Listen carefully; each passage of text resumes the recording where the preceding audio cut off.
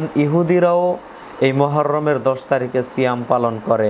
আমরা মুসলিম, আমরা কেন এই সিয়াম পালন করতে পারবো না বলেন?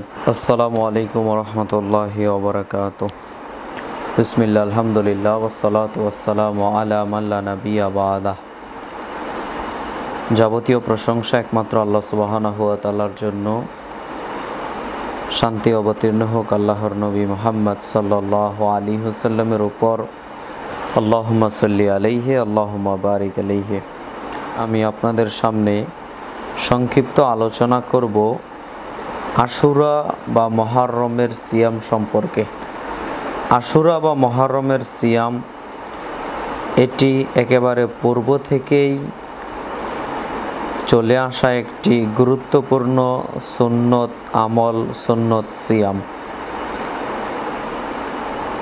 এই আশুরার সিয়াম মূলত থাকা হয় আল্লাহ সুবহানাহু ওয়া তাআলা ফেরাউনকে ধ্বংস করেছিলেন এবং মূসা আলাইহিস সালামকে বাঁচিয়েছিলেন তার শুকরিয়া স্বরূপ। এই যে আল্লাহ মূসা আলাইহিস সালামকে বাঁচিয়েছেন আর ফেরাউনের মতো নাফরমান ব্যক্তিকে আল্লাহ ধ্বংস করেছেন, এটার শুকরিয়া স্বরূপ আমরা এই দিনে সিয়াম পালন করব। অনেকে মনে করে যে কারবালা শহীদে হোসাইন রাদিয়াল্লাহু তাআলা আনহু শাহাদাত বরণ করেছেন, যার কারণে আমরা সিয়াম থাকি। না, এটা একেবারে ভ্রান্ত কথা। বরং আমরা সিয়াম পালন করব নবী মুহাম্মদ সাল্লাল্লাহু আলাইহি সাল্লাম যেটা বলেছেন যে মূসা আলাইহিস সালামকে আল্লাহ বাঁচিয়েছেন, ফেরাউনকে ধ্বংস করেছেন। এ কারণে মূলত আমরা আশুরা বা মুহররমের সিয়াম পালন করব। এই সিয়ামের ফজিলত অসংখ্য রয়েছে। মুসলিম মিশকাতুল মাসাবিহের মধ্যে পেয়ে যাবেন 2044 নম্বর হাদিসে আবু কাতাদা রাদিয়াল্লাহু তাআলা আনহু বলেন, রাসূল সাল্লাল্লাহু আলাইহি ওয়াসাল্লাম বলেছেন, সিয়ামু ইয়াউমি আশুরা আহতাসিবু আলাল্লাহ আইয়ুকাফিরা সানাতাল্লাতি ক্বাবলা।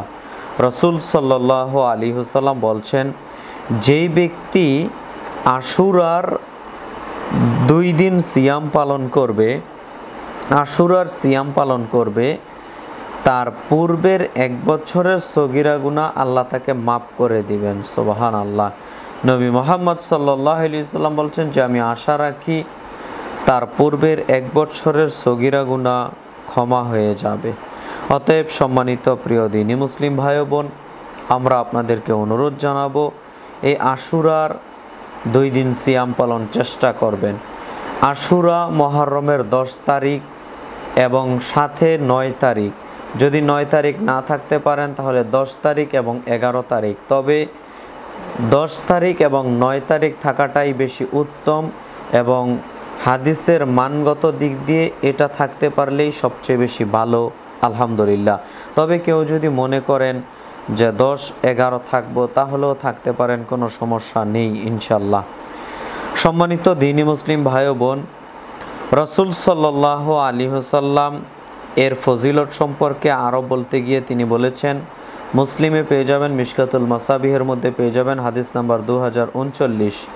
আবু হুরায়রা রাদিয়াল্লাহু তাআলা আনহু বলেন, রাসূল সাল্লাল্লাহু আলাইহি ওয়াসাল্লাম বলেছেন, আফজালুস সিয়ামে বা'দা রমাজান শাহরুল্লাহিল মুহররম।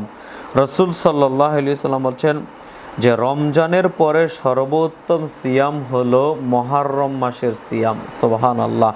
আপনি কথাটা লক্ষ্য করেন তো, রমজানের পরে অনেক সিয়াম আছে, শাওয়ালের সিয়াম আছে, আরাফার সিয়াম আছে, আর অন্য অন্য অনেক সিয়াম আছে।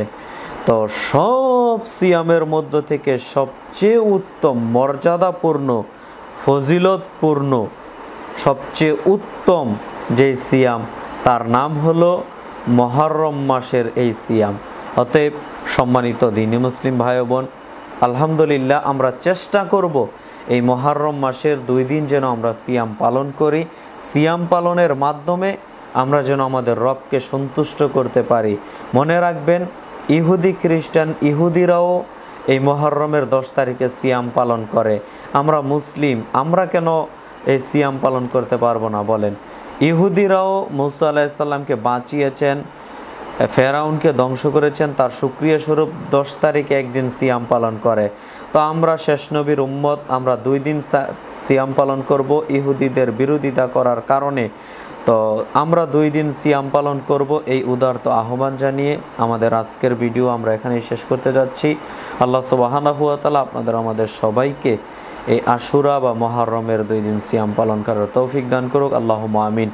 আমরা এবছর 2024 সালে মুহররম মাসের সিয়াম পালন করব আগামী মঙ্গলবার এবং বুধবার ইনশাল্লাহ। কেউ যদি চান বুধবার বৃহস্পতিবার কেউ যদি চান তাহলে ওই দিনও থাকতে পারেন, তবে মঙ্গলবার এবং বুধবার সিয়াম পালন করবেন, তাহলে আল্লাহ সুবহানাহু ওয়া তাআলার পক্ষ থেকে এই মর্যাদা ইনশাল্লাহ আপনি পেয়ে যাবেন। আল্লাহ তাআলা আমাদের সবাইকে সঠিক বুঝে আমল করার তৌফিক দান করুক, আল্লাহুম্মা আমিন।